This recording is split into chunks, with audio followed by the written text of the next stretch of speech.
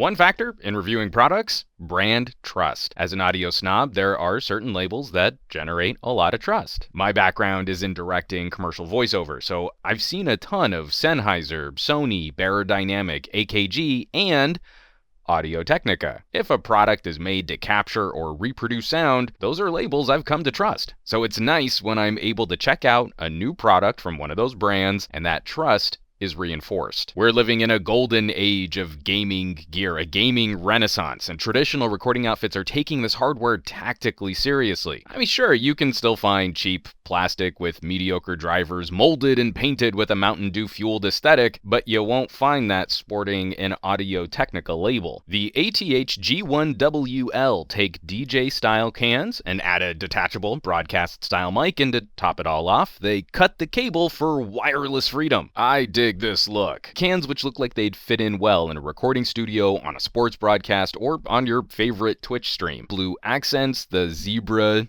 driver cables. The design doesn't collapse, but the fit is super comfy on my skull. You get a spare pair of pads in the box, and the top cushion has enough padding to take the edge off for extended gameplay. No RGBs, you don't get the pretty lights, but it feels like every nickel of their construction went into durability and audio performance. Controls are nicely laid out on the left ear cup: power, a volume dial, mic mute, and a toggle for monitoring your mic feed. Real time, no lag. There aren't any media controls, no play pause. It's all straightforward audio in and audio out. The signal is sent using a 2.4 gig USB stick. The critical part of a gaming headset: you've got to go with a standalone radio solution to keep this lag-free. Bluetooth, even with the fanciest codecs, just can't quite get us there. Audio-Technica claims up to 15 hours of runtime, and using them for 2 weeks, playing a ton of movies while I worked here in the Gadget Lab, I needed to recharge every third day-ish on average. Happily, you can charge and listen at the same time, so your usage isn't much interrupted when the battery starts getting low. I honestly don't know how fast they really recharge because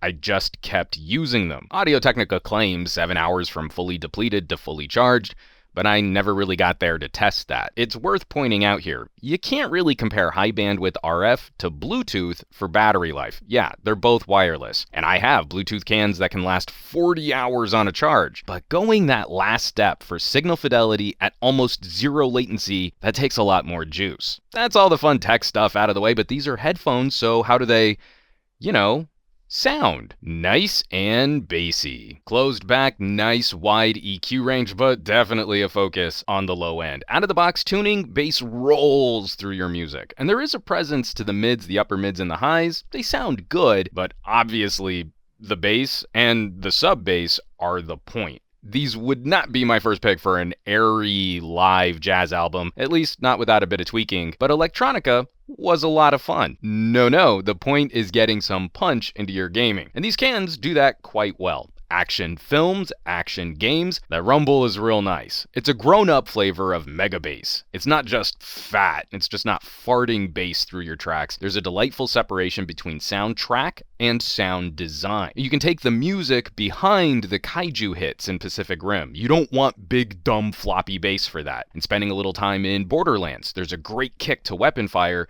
but you won't lose all those little audio nuggets the developers put into the background. It's solid out of the box, but a little light touch here and there in the EQ will tune these in on your tastes. For me, it's a slight roll off of the absolute bottom and a little lift in the low mids. Clicking in on the volume dial toggles the virtual surround sound. I still have yet to hear any headphone which really does replicate a decent 7.1 surround setup, but the tuning here pushes a nicer stereo widening effect. I don't like what these tuning modes do to music, but this mode is one of the more grounded I've heard, and I preferred movie and game audio to the standard stereo profile. It's not extremely manipulated or overly reverby. And Audio-Technica is a microphone company, so the hardware on tap here for your TeamSpeak is pretty solid. All of the VO for this video was captured on the G1's mic, though I did find this mic to be a bit plosive heavy, even for a headset, which is why you see me using it just a bit further away from my face than I normally might. Wireless has a limited amount of bandwidth. Most of this signal is dedicated to the audio you receive. Still, it's pretty incredible the fidelity we can broadcast from a consumer wireless system. For all that glowing, there are a few concerns I feel are worth mentioning. I wish the range on the USB stick was just a little more robust. High quality wireless streaming depends on a good line of sight, but the signal will start to skip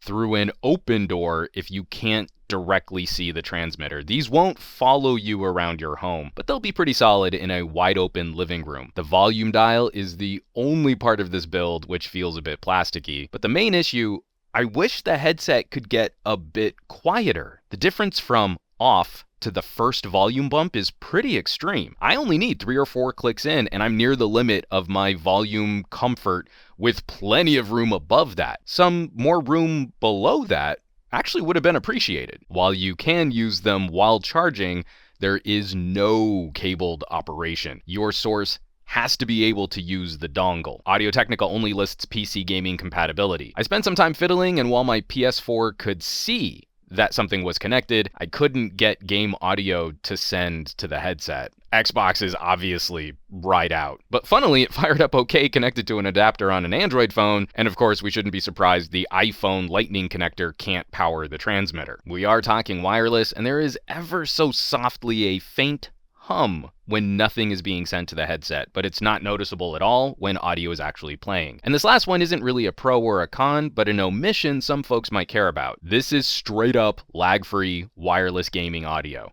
There is no Bluetooth or any pretending you might want to pair this with a phone. Audio-Technica is not going for a jack of all trades. It's a tighter focus on a pretty specific PC audience. And at $249 retail, we should expect a certain attention to those details. Getting those bells and whistles on competing headsets means bumping up the price. The last wireless headset I reviewed was $100 more. The nice thing is, gaming headsets are a really competitive arena, and we have the options to pick performance and feature set at a variety of costs. What AT is doing is really compelling, putting as much care and focus as they can into a premium PC solution. You know, my videos never lean on the "this is better than that" or some kind of winner, loser verdicts. As soon as we say wireless, we're talking about a luxury feature in a premium class of products. IMO, Audio-Technica chose the right bits and parts and compromises to arrive at a high-quality PC gaming solution at one of the more attractive price tags in this space. It's not trying to be a solution for everybody,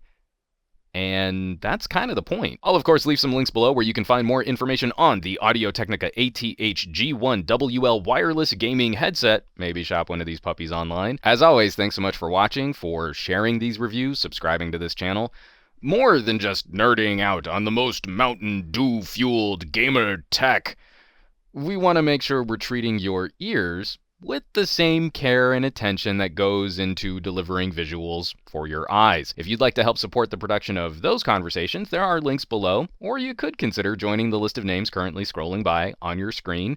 It's a growing community of fun, like-minded tech pals, and a huge resource for me as I'm planning future articles, editorials, and reviews. They're good people. I hope you check them out. Now, you know where you can find me around the rest of the internet at SomeGadgetGuy on the Twitters and the Twitch, and the Facebooks and the Instagrams.